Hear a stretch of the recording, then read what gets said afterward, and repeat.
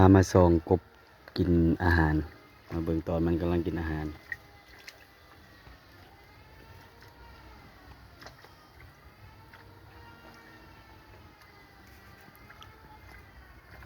กบเวลามันกินอาหารนี่เฮามาสังเกตเบิ่งถ้ามีน้ำเด้อพี่น้องเด้อถ้ามีน้ำมันจะกินดีถ้าบกเลยเฮาหว่านใส่บกแล้วมันบ่ค่อยมากินปานใดเวลาให้อาหารกบนี่ต้องให้อยู่น้ำอาจจะบ่หลายปานใดให้มันท่วมกระโตมันนิดนึงถ้ามันหลายเกินไปประมาณท่วมหลังมันหลายให้มันลอยมันก็กินยากให้พอให้มันนั่งได้นะให้บ่ให้มันท่วมตามันให้มันอยู่เครื่องกลางของกระโตมันจังซี่เนาะกำลังกินอยู่ตัวนี้เป็นกบแม่พันธุ์กับพ่อพันธุ์เนาะกำลังกินอยู่กินอาหารอยู่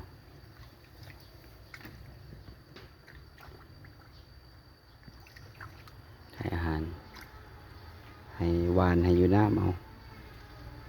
ถ้าอยู่น้ำก็จะกินดี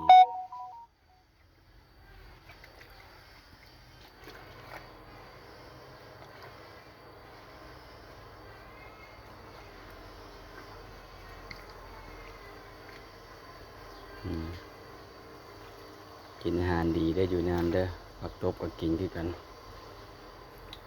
ถ้าให้อาหารต้องวานอาหารเป็นเม็ดอาหารกบให้อยู่น้ำเอาให้อยู่บกแล้วมันกินยากน้ำมันจะเห็นง่ายเนาะพามาเบิ่งให้อาหารกบตัวนี้ใหญ่แล้วเลือกไว้สำหรับแม่พันธุ์พ่อพันธุ์ตัวนี้หวานให้ประมาณกำมือหนึ่งให้บ่ให้หลายเท่า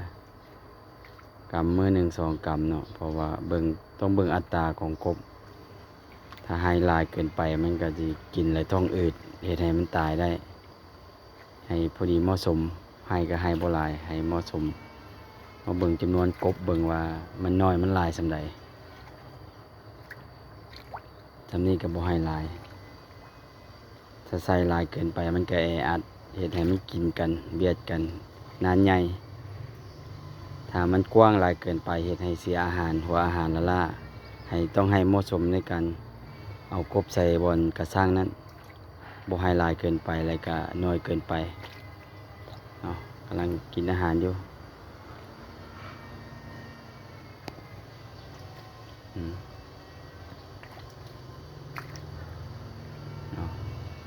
ตัวลุยได้